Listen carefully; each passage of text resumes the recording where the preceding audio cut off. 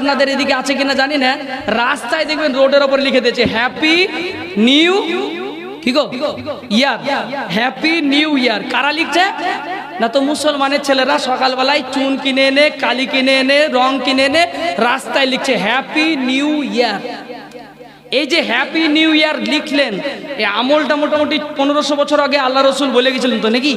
হ্যাঁ না, happy new year আমাদের এটা নয়।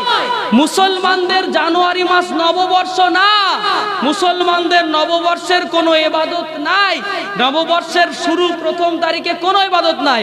মুসলমানদের নববর্ষের 9 এবং 10 তারিখে দুটো রোজা আছে, এটাই মুসলমানদের নববর্ষ। মুসলমানদের নতুন বছরের নতুন মাসের নাম কি কে বলতে পারছেন? মুসলমানদের কি নাম বলেন বলেন? হ্যাঁ, মুসলমানদের প্রথম মাসের নাম কি? মুহররম। মহরম না, কারা বলছে মহরম? তো মহরম বলবেন না, লালবাগের পাশের মানুষ মহরম না বললে কি আর হয়? হ্যাঁ, লালবাগের পাশের মানুষ আপনারা মহরম বললেই তো ছুটতে মন যায় একবারে লসি মল্লি, তাই না? মেয়েদের ভিন্ন পদ্ধতি পর্দার, পুরুষের ভিন্ন পদ্ধতি পর্দার। কিন্তু আজ আমরা যদি পর্দা খুঁজতে চাই তাহলে পর্দা হয়তো আজকে রাত্রে খুব একটা খুঁজে পাওয়া যাবে না, কিন্তু 360 গোপাল জর্দা যদি খুঁজতে চাই মোটামুটি 200 কিলোমিটার দূরেই ঘুরে বেড়াচ্ছে 360 গোপাল জর্দা। এ তো নাই পর্দা, বুঝতে পারছেন না? এই আবার কি ধরনের পর্দা? হ্যাঁ, কি সুন্দর গো। আমি যাচ্ছি, বাপ বলছে তুই একটু ঘুরে লে, তুই ঘুরে টুরে আয়, জালসাতে মোটামুটি সুন্দর করে একটু ঘোরাঘুরি কর, তারপরে আমি জালসা থেকে বেরিয়ে তোকে ফোন করবো, তুই আর আমি তোর মা সব একসাথে বাড়ি চলে যাবে। কি সুন্দর একটা পদ্ধতি না? এত সুন্দর পদ্ধতি না হলে হয়? হায় হায় হায়। আরে তুমি যখন বাজার দিয়েছো, বাপ যাবে বাজারে, তুই এখানে থাক, আমি তোদের জন্য জিলিপি বাদাম যা লাগবে তা আমি কিনে আনছি, আনার পরে বাড়িতে গিয়ে খাবি। তো বলছে না, আমি জালসা শুনতে গেলাম, তোরা মা বিটিতে যেয়ে মোটামুটি বাজার টাজার করে কমপ্লিট করে আসবি, আমাকে ফোন করবি, আমি গিয়ে একসাথে তখন আমরা বাড়ি চলে যাবো। কি সুন্দর যুক্তি গো তোমাদের। হ্যাঁ হ্যাঁ হ্যাঁ, আরে এটা হয় না? না এরকমই তো হচ্ছে নাকি? আবার বলছে আমি পর্দা মানি, I accept the cover of Islam, আমি ইসলামের পর্দা মানি। পুরুষদের জন্য পর্দা হলো শরীরের অংশটাকে এরকম যে বগল কাটা গেঞ্জি করে একদম বডি দেখে খুলে বেড়াবো এরকম না, ওপরেও পোশাক পরতে হবে, নিচে আপনাকে পেটের এই নাভির উপর থেকে শুরু করে হাঁটুর নিচ পর্যন্ত পোশাক পুরুষদেরকে পরিধান করতে হবে। যদি হাঁটুর নিচ পর্যন্ত পোশাক লুঙ্গি পরতে হয় তাহলে কি মাঠে চাষ করা হবে? ভান্না মেরে পিছন দিক দিয়ে এইভাবে চালিয়ে দিয়ে হবে গো? যারা মাঠে চাষ করেছে গরু, ওরা কি করেছে তাহলে ভাবেন এবার কিরকম পর্দা করেছে। আর যারা পাটের জমিতে পাট কাটতে গিয়েছিল, পাট বয়াতে গিয়েছিল, তারপরে পাট যখন ভাঙতে নেমেছিল, তারা কি হাল করেছে বুঝতে পারছেন তো? পর্দার পর্দা মানে বিশাল পর্দা। আল্লাহু আকবার। মনে করছে যে পুরুষ কাজের সময় পর্দা লাগে না, সমস্ত অবস্থায়, ফুটবল খেলার সময়, ক্রিকেট খেলার সময়, সমস্ত কাজে হাঁটুর নিচে পুরুষের পোশাক থাকবে, নাভির উপরে পুরুষের পোশাক থাকবে। এটাই হচ্ছে ইসলামের বিধান। তুমি দেওর হয়েছো আর ভাবির সামনে গোটা শরীর বের করে ঘুরে বেড়াচ্ছ। আল্লাহ রাসূল সাল্লাল্লাহু আলাইহি সাল্লামের কাছে কয়েকজন সাহাবা গিয়ে বলছেন, ইয়া রাসূলুল্লাহ, ভাবির সাথে দেওরের সম্পর্ক কি? রাসূল সাল্লাল্লাহু আলাইহি সাল্লাম বলছেন, মাউতি, ভাবির সঙ্গে দেওরের সম্পর্ক হলো মৃত্যুর মতো। মৃত্যুকে দেখে যেমন ভয় পায়, ভাবি যেন তার দেওরকে দেখে ওই রকম ভয় পায়। বুঝতে পারছেন না কিরকম ভয় পাবে? ভাবি যেন তার দেওরকে দেখে ওরকম ভয় পায়। আর আমাদের দেশে ওরকম নাকি? আমাদের দেশের হচ্ছে ভাবি অর্ধেক দাবি। বুঝতে পারছেন না? বড় ভাই নাই তো কি হয়েছে, আমি কি কমা? ও রে, ভাবিও বলছে তাই গো, একবার স্মার্ট দেওর পেয়েছি। হ্যাঁ হ্যাঁ হ্যাঁ, স্মার্ট দেওর পেয়েছি। দিয়ে কি বলছে? বারবার বলছে যে স্মার্ট দেওর পেয়েছি বলে বলছে ও স্বামী কেরালা ঘুরতে গেছে, স্বামীকে বলছে এখন আসতে হবে না, আর 6 মাস পরে এসো। কেন বলছে বলেন তো? আর 6 মাস পরে এসো মানে একবারে খুব আনন্দে আছে, বুঝতে পারছেন না? বলছে 6 মাস পরে এসো, একদম প্লাস্টার রং সব কমপ্লিট হয়ে তোমার ঘর তুমিই তো দেখবা, এত ছটপট ছটপট করছো কেন? এরকম যদি বিবিতে করে তাহলে জানবেন যে ভিতরে গন্ডগোল চলছে। সেটা ভাইয়ের সাথে হোক নাহলে আর এক ভাইয়ের সাথে হোক, কারোর সাথে না কারোর সাথে চলছে। আর একটা প্রবলেম মেয়েদের মধ্যে আছে। সেটা কি? আপনি যদি বাড়ি চলেও আসেন তাহলে বলবে, যে মেয়েদের মনে হচ্ছে যে আপনি দেরি করলে একটু সমস্যা হচ্ছে, ইসমিস ইসমিস করছে, ওরা বলবে, কই গো তুমি যে কেরালা যাবো, যাও না গো, যাও না গো, যাও না গো, তুমি যে কেরালা যাবো যাবো করছিলা। তো এইরকম কোয়ালিটির মেয়ে পেলে বুঝতে পারবেন আপনাকে আরো 2 বছর থাকতে হবে, খবরদার আর বাইরে যাওয়া যাবে না, নাইলে আপনার জিনিস দেশ চিরি হয়ে যাবে অন্য জায়গাতে। হায় হায়, এই পর্দা আমাদের গো। আল্লাহ রসুল বলে গেলেন, মৃত্যু হচ্ছে, দেওয়ার হচ্ছে মৃত্যুর মতো। দেওয়ারের সঙ্গে ভাবির আর কি করা কোনো অংশে জায়েজ নাই, কোনো অংশে দেওয়ারের সাথে ভাবির আর কি করা জায়েজ নাই। তো এবার আমাদের দেশে দেখা যাচ্ছে বড় ভাবি দেওয়ারের বিয়েতে একবার এই পর্যন্ত লুঙ্গি তুলে হলদি টলছে। ওরে বাবা, কি বিয়ে গো তোমাদের! হায় হায় হায় হায়, ছি ছি ছি। এই সমাজ তৈরি করেছো তোমরা, সমাজে তো 12টা বাজিয়ে দিয়েছো গো। হ্যাঁ, তোমরা বলছো ইসলাম মানি, আল্লাহ বলছেন ইয়া আইয়ুহাল্লাযীনা আমানু দুখুলু ফিস-সিলমি কাফা। আল্লাহ বলছে তোমরা যখন ঈমান এনেছো তখন তোমরা পরিপূর্ণ ঈমান আনো, অর্ধেক ঈমান আনো না। একটু মানবো একটু মানবো না, একটু জানবো একটু জানবো না, শুক্রবারে যাব শনিবারে নামাজ পড়বো না, একে ঈমানদার বলা গেল না। এই কথা বুঝে আসলো না? আসলো না? আসলো না? শুক্রবারে গিয়ে বলছে আমি মুসলমান। হ্যাঁ আপনি মুসলমান, অস্বীকার করছি না, আপনি কাফের না। যে শুক্রবারে নামাজ যদি নাও পড়তে যায়, আচ্ছা বলেন 3 শুক্রবার নামাজ না পড়লে কি হয়? 3 শুক্রবার পরপর নামাজ না পড়লে কি হয় বলে? মুনাফিকের খাতায়। আর কেউ কিছু আছে? ইমান থেকে খারিজ। আর কিছু? আপনাদের কাছে আজকে 2টা ফতোয়া নিব, তারপরে আমারটা হবে না। যেদিন মুসলমান হয়ে জন্ম হয়েছে সেদিন থেকে শুরু করে মরার আগের দিন পর্যন্ত একদিনও মসজিদে না গেলেও লোকটা মুসলমান। কারণ জানেন, মুসলমান হওয়ার জন্য জুমা পড়া ফরজ না, মুসলমান হওয়ার জন্য লা ইলাহা ইল্লাল্লাহ মুহাম্মাদুর রাসূলুল্লাহ সাল্লাল্লাহু আলাইহি ওয়াসাল্লাম, এটা মুসলমান হওয়ার জন্য জরুরি। তার সঙ্গে আর কি জরুরি? আমানতু বিল্লাহি ওয়া মালাইকাতিহি ওয়া কুতুবিহি ওয়া রুসুলিহি ওয়াল ইয়াউমিল আখিরি ওয়াল কদরি খায়রিহি ওয়া শাররিহি মিনাল্লাহি তাআলা ওয়াল বাসি বাদাল মাউত। সবাই জানেন এখানে? জানেন না? আমাদের এখানে দিনের কাজ হয়, জামাতের কাজ হয়, আলহামদুলিল্লাহ আমরা ভালো কাজ করি। অতএব আমরা সবাই জানি এটা হচ্ছে ঈমানে মুফাসসল। এখানে বলছে এই 7টা জিনিসের উপরে যারা ঈমান রাখে, এক কথায় আল্লাহ আছে, আমানতু বিল্লাহি ওয়া মালাইকাতিহি, ঘাড়ের ওপর 2 জন ফেরেশতা আছে, মাতলামি করলেও ধরা খাবো, মাতলামি করলেও ধরা খাবো, ডান্স করলেও ধরা খাবো। আর সামনে জানুয়ারি মাসে যারা পিকনিক করবো বলে নিয়াত করেছো, তোমাদের মুখে ঘুষি মেরে 32টা দাঁত যদি ফেরেশতা না ফেলে দেয় তাহলে কিন্তু ফেরেশতার শান্তি হবে না।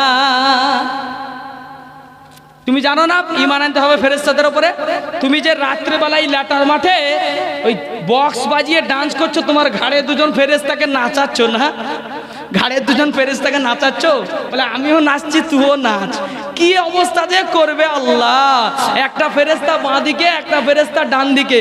বাঁ দিকের ফেরেশতা গুনাহ লিখে আর ডান দিকের ফেরেশতা নেকি লিখে। তো বাঁ দিকের ফেরেশতা যে গুনাহ লিখে সেই ফেরেশতা শয়তান নাকি গো? হ্যাঁ হ্যাঁ তো বলছে আল্লাহ গো। বাঁদিকে যে ফেরেশতা গুনাহ লিখে সে বাঁদিকে আপনার গুনাহ লিখছে, ভালো ফেরেশতা? আরে যে গুনাহ লিখছে সে তো আপনারই গুনাহ লিখছে, দোষটা ওর কোথায়? আপনি রাতে 12টার সময় নাচ করছেন, ডান্স করছেন, মদ খাচ্ছেন, এটা তো আপনার দোষ। ফেরেশতারা আপনার দোষটা শুধু আল্লাহর দায়িত্ব অনুযায়ী লিখছে। 2 জন ফেরেশতাকে কি বলা হয়? কিরামান কাতিবিন। 2 জন ফেরেশতা লেখক দ্বয়, তাদেরকে কি বলা হচ্ছে? কিরমান। কিরমান মানে সম্মানীয়। কিরমান কাতিবিন 2 জন ফেরেশতার নাম না, একটা ফেরেশতার নাম কিরমান আর একটা ফেরেশতার নাম কাতিবিন, এরকম না। কিরমান এটা হচ্ছে দ্বিবচন, একটা দ্বিবচন শব্দ, যার দ্বারাতে বোঝানো হয়েছে 2 জন কাতিবান, 2 জন ফেরেশতা, 2 জন সম্মানীয় ফেরেশতা। ঘাড়ে থাকে 2 জনেরই সম্মান আছে। যে গুনাহ লিখছে তারও ইজ্জত আছে, সম্মান আছে, যে নেকি লিখছে তারও কিন্তু ইজ্জত আছে, সম্মান সম্মান আছে। সমস্ত ফেরেশতারা ইজ্জত এবং সম্মানীয়, তারা কোনো গুনার কাজ করেনি, আমরা করেছি। অতএব আগামীতে মোটামুটি আজকে হচ্ছে 29 তারিখ না গো, আগামীকাল 30, তারপরে হয়ে যাচ্ছে 31 নাকি? 1 তারিখ হচ্ছে জানুয়ারি মাসের 1 তারিখ নববর্ষ, তাই তো? নববর্ষ মানে এই যে মোটামুটি রাস্তাতে আপনাদের এদিকে আছে কিনা জানি না, রাস্তায় দেখবেন রোডের ওপর লিখে দিয়েছে হ্যাপি নিউ কি গো ইয়ার, হ্যাপি নিউ ইয়ার। কারা লিখছে? না তো মুসলমানের ছেলেরা সকালবেলায় চুন কিনে এনে, কালি কিনে এনে, রং কিনে এনে রাস্তায় লিখছে হ্যাপি নিউ ইয়ার। এই যে হ্যাপি নিউ ইয়ার লিখলেন, এই আমলটা মোটামুটি 1500 বছর আগে আল্লাহ রসুল বলে গেছিলেন তো নাকি? হ্যাঁ না, হ্যাপি নিউ ইয়ার আমাদের এটা নয়। মুসলমানদের জানুয়ারি মাস নববর্ষ না, মুসলমানদের নববর্ষের কোনো ইবাদত নাই, নববর্ষের শুরু প্রথম তারিখে কোনো ইবাদত নাই। মুসলমানদের নববর্ষের 9 এবং 10 তারিখে দুটো রোজা আছে, এটাই মুসলমানদের নববর্ষ। মুসলমানদের নতুন বছরের নতুন মাসের নাম কি কে বলতে পারছেন? মুসলমানদের কি নাম বলেন বলেন? হ্যাঁ, মুসলমানদের প্রথম মাসের নাম কি? মুহররম, মহরম না। কারা বলছে মহরম? তো মহরম বলবেন না, লালবাগের পাশের মানুষ মহরম না বললে কি আর হয়? হ্যাঁ, লালবাগের পাশের মানুষ আপনারা মহরম বললেই তো ছুটতে মন যায় একবারে লস্যি মল্লিয়ে, তাই না? মহরম একদম কি ভালো মানুষ গড়া, আগুনের উপর দিয়ে দৌড়াচ্ছে। আরে বাপ রে, কি ক্ষমতা দেখো দেখি। আরে ক্ষমতা তো শয়তানেরও ছিল গো, আছে। এক দেশ থেকে আর এক দেশ শয়তান তো 5 সেকেন্ডের মধ্যে এখান থেকে আমেরিকা পৌঁছে যায়। তো ভালো মানুষ না? শয়তানকে তো ক্ষমতা দিয়েছে। আরে জাদু বলে কিছু আছে তো দুনিয়াতে, শয়তানি কিছু জ্ঞান বলে কিছু আছে তো, শয়তানি কিছু বিদ্যা বলে কিছু আছে তো, যে শয়তানি বিদ্যাগুলোকে কাজে লাগিয়ে আমরা কি করতে পারি? ছুরি চালাতে পারি, আগুনের ওপর হাঁটতে পারি। এই মহরম শুনে শুনে আসল যে মাসের নাম মুহররম ওটা ভুলেই গেছি। হায় হায়, আল্লাহু আকবার। মুসলমানের কি দুর্দশা। আগামী কালকে সবাই চ্যাটিং করবে, হ্যালো হাই ফ্রেন্ড। একবারে রাত্রি 12টা বাজবে কখন? মসজিদের ঘড়িতেও কিছু কিছু দেখছে, আর কিছু কিছু লোক বাড়িতে ঘুমাবে না, মানে এই 1 তারিখের রাত্রি যেদিন পড়বে সেদিন একবারে ঘড়ির দিকে হাঁ করে তাকিয়ে বসে থাকবে। কখন? এই তো 11:59। আচ্ছা এত সেকেন্ড, এই 12টা বাজলো, 12টা বাজলো, বিরাট আনন্দ খুশি। হ্যাঁ, তোমার হ্যাপি নিউ ইয়ার নাকি? তুমি আনন্দ করছো? আস্তাগফিরুল্লাহ। এর তো গেল হ্যাপি নিউ ইয়ারের জন্য অনেকে আবার ছবি আঁকছে বসে বসে বাড়িতে, অনেকে আবার মোটামুটি মোবাইল থেকে সার্চ করছে সবথেকে সুন্দর হ্যাপি নিউ ইয়ার লেখাটা কোথায় আছে। আমার ডার্লিংকে তো দিতে হবে, বুঝতে পারছো না? সুন্দর হ্যাপি নিউ ইয়ার কাকে দিবা? এই দেখেন, আপনি বাস্তব কথা বলছি। এটা কেন বলছি জানেন?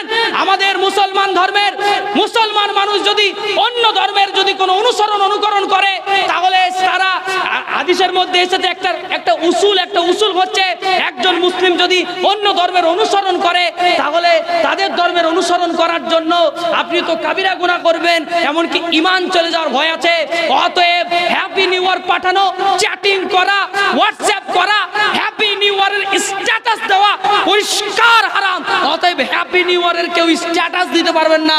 বান্ধবী, তোমার জন্য এই বছর তো চলে গেল, তোমার জীবন থেকে হয়তো আমিও চলে যেতে পারি, আমার সঙ্গে তোমার আর কোনোদিন দেখা হবে কিনা জানি না, আমি তো এই দুনিয়ার জমিন ছেড়ে চলে যেতেও পারি। এই বছরটা তোমার সঙ্গে আমার কত কথা হয়েছে, তুমি আমাকে ক্ষমা করে দাও।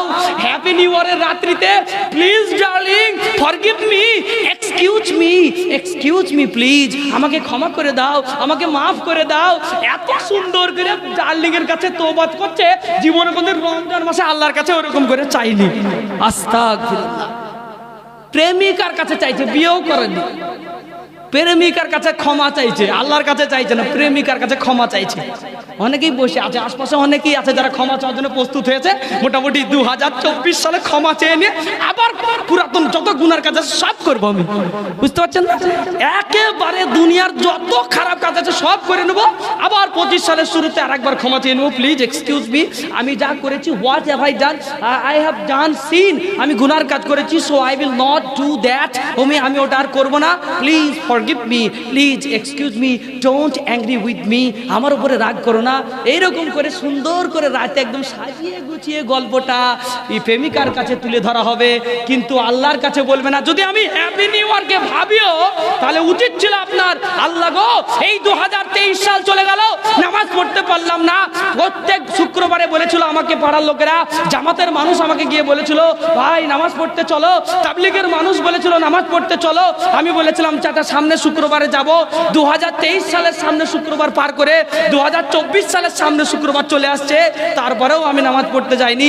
আল্লাহ এত বড় ভুল কাজ আমি করেছি, অন্যায় করেছি, এই অন্যায় আমি করতে পারি না।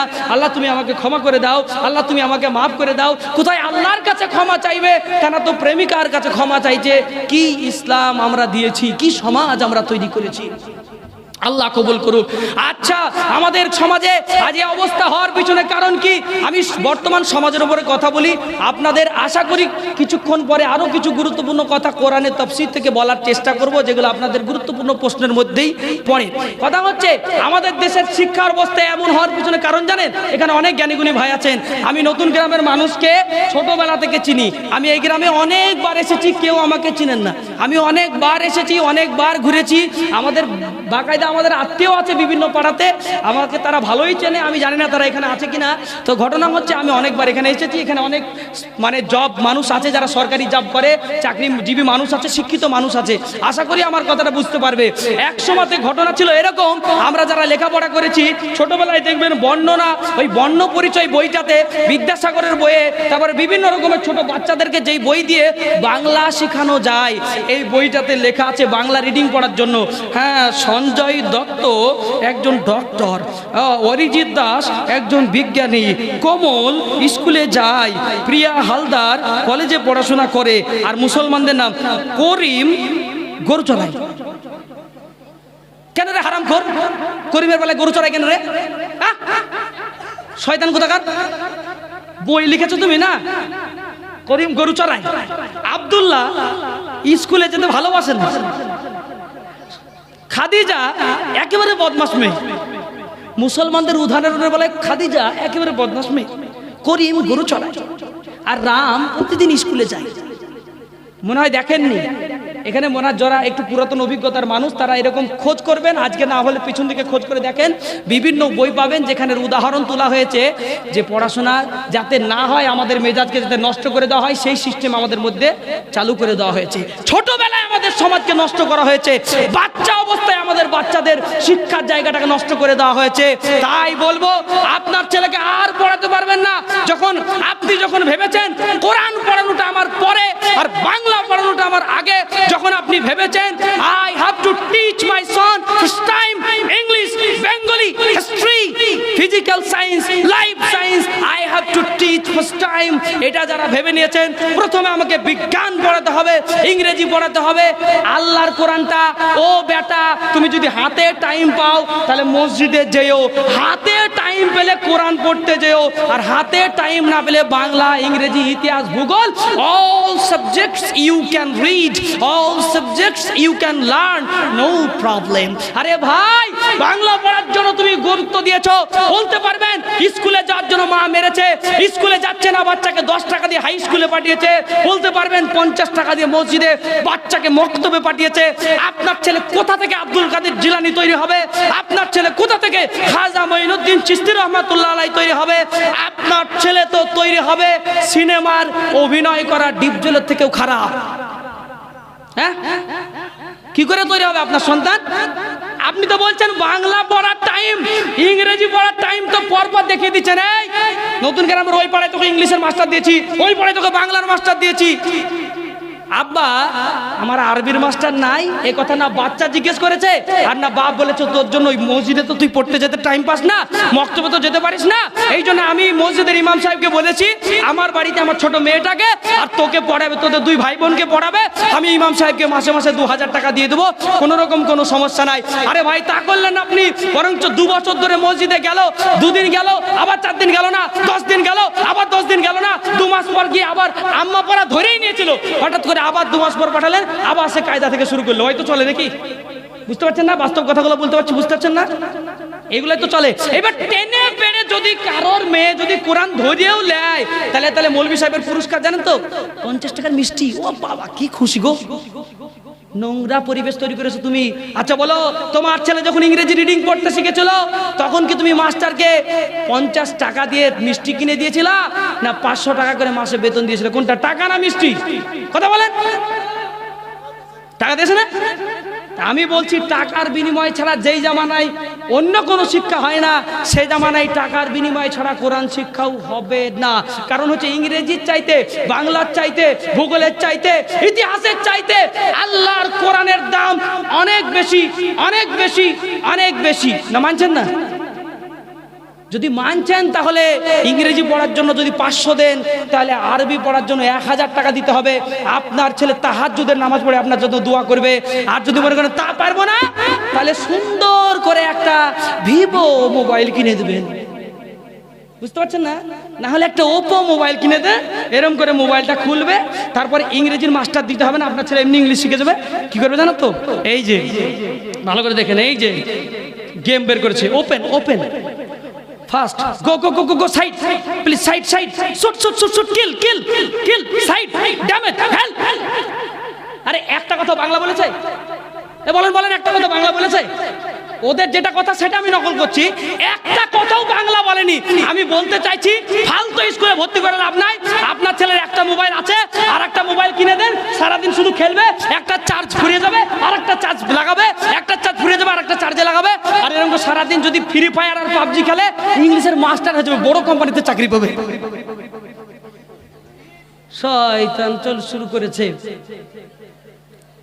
আরে এই মাদের কাছ থেকে কি করে আব্দুল কাদের জিলানী? আচ্ছা আমি আব্দুল কাদের জিলানীর নাম নিচ্ছি কেন গো? আমি পীরপন্থী গো, বুঝতে পারছেন না? দেখে এরা ভাবছে যে দেওবন্দি আলেম নিয়ে আসলাম আর পীরপন্থী বলছে। তার মানে উলামায়ে দেওবন্দ পীর ভালোবাসে, উলামায়ে দেওবন্দ পীর ভালোবাসে। পীর মানে হচ্ছে শিক্ষক। কোন পীর হতে হবে জানেন? আল্লামা আশরাফ আলী থানভী রহমাতুল্লাহ আলাইহি লিখেছেন এবং জালালউদ্দিন সুয়ুতি মাহাল্লি ইনারা লিখেছেন যে যারা পীর সাহেব হবে তিনাদের দুটো যোগ্যতা। এক, তাফসীরের বড় বড় কিতাব আরবিতে পড়ানোর যোগ্যতা থাকবে। নাম্বার 2, তারা মিশকাত শরীফ পর্যন্ত হাদিস পড়াতে পারবে ছাত্রদেরকে।